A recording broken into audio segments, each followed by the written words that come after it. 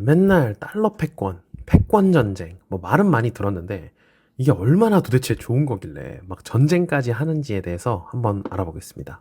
여기 미국 정부가 있습니다. 미국 정부는 이렇게 채권을 어마어마한 양을 발행을 합니다. 얼마나 어마어마한 양이냐? 이게 이제 미국 재무부의 채권 양이거든요.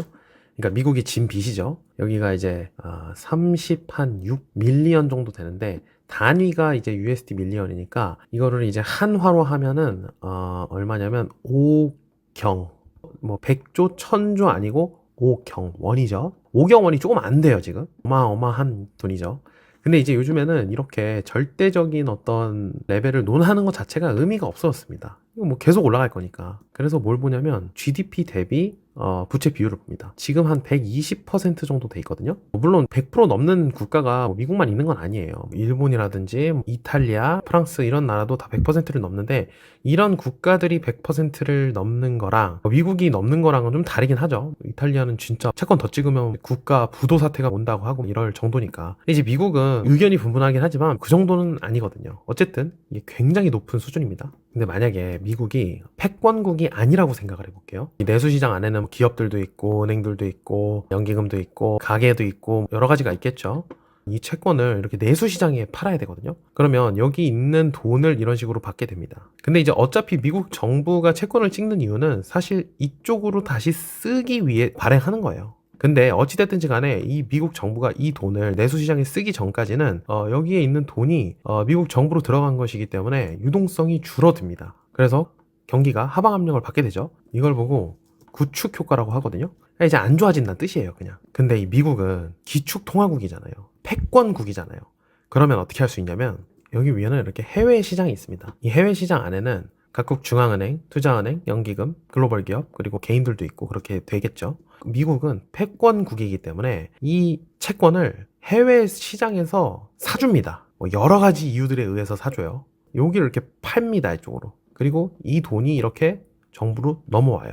그러면 아까 말씀드렸던 구축 효과가 이 해외 시장에서 일어납니다. 유동성 내려가면서 경기가 하방 압력을 받죠. 그리고 이 돈을 정부는 왜 찍었다 그랬죠? 일로 쓰려고 찍잖아요. 그래서 이쪽으로 이렇게 씁니다. 그러면 여기 미국 내수 시장이 촉촉해지겠죠. 유동성이 올라가고 경기가 상방 압력을 받게 됩니다. 물론 이 해외에서 채권을 다 사는 건 아니에요. 여기 잠깐 보시면 이게 채권 경매 결과지거든요. 여기 보면 2024년 6월 11일에 있었던 채권 경매 결과고요. 뭐가 엄청나게 많은데 이거 볼 필요 없고 여기 밑에 내려오면 여기가 이제 낙찰된 건데 여기 보면은 프라이머리 딜러라고 있고요. 다이렉트 비더 있고 인다이렉트 비더라고 있는데 이 인다이렉트 비더가 아까 말씀드렸던 해외의 어떤 채권 수요라고 생각을 하시면 됩니다. 총 요만큼 낙찰이 됐는데요. 그거 중에 이거를 해외 시장에서 샀다는 말이거든요. 요거를 이렇게 두 개를 대충 계산해보면 73% 정도 나옵니다. 그러니까 73%를 해외 시장에서 사줬다는 거죠. 나머지는 이제 국내에서 사는 거예요. 국내에도 이렇게 채권이 있습니다. 물론 소비를 많이 해줘요. 이렇게 해서 수출을 많이 해주고 이게 사실 어떻게 보면은 어떤 룰 같은 거거든요. 여기는 소비를 해주고 여기는 이제 만들어서 팔고 이게 어떤 패권이 유지되는 큰 틀인데 어찌 됐든지 간에 이거를 또 찍어.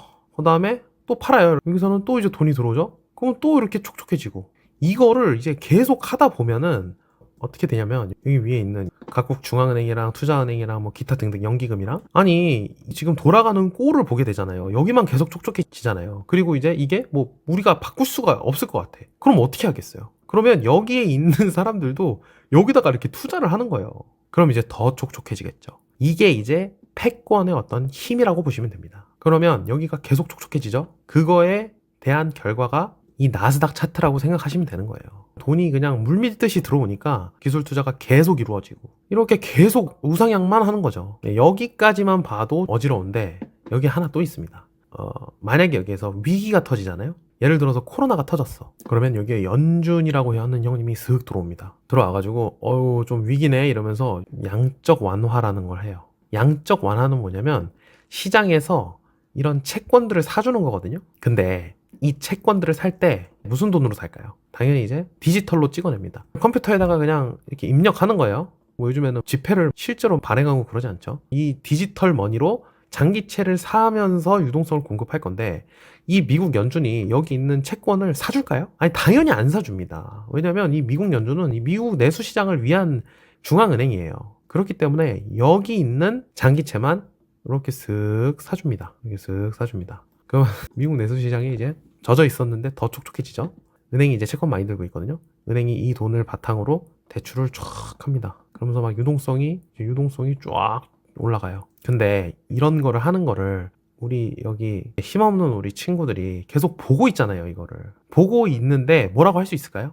여러분 뭐라고 할 수 없으니까 패권이라고 하는 거예요. 그러면 무슨 현상이 일어나냐, 여기에 있는 친구들이 여기 돈이 더 들어가네? 아 에라이 모르겠다. 없는 돈 있는 돈 다 해가지고 여기다 투자를 하게 됩니다. 그러면 이제 달러 막 비싸지고 난리가 납니다. 계속 쏠림 현상이 일어나는 거예요. 그러면서 있었던 일이 여기 나스닥에 코로나 때 여기까지 꼬라박았다가 미친 듯이 돈이 들어오고 하면서 쫙 이렇게 오르는, 이게 바로 패권의 힘입니다. 그리고 여기서 또 재밌는 거 하나 말씀드리면은 여기에 있는 채권 있잖아요. 만기가 도래하잖아요. 그러면 이 미국 정부는 저걸 갚아야 됩니다.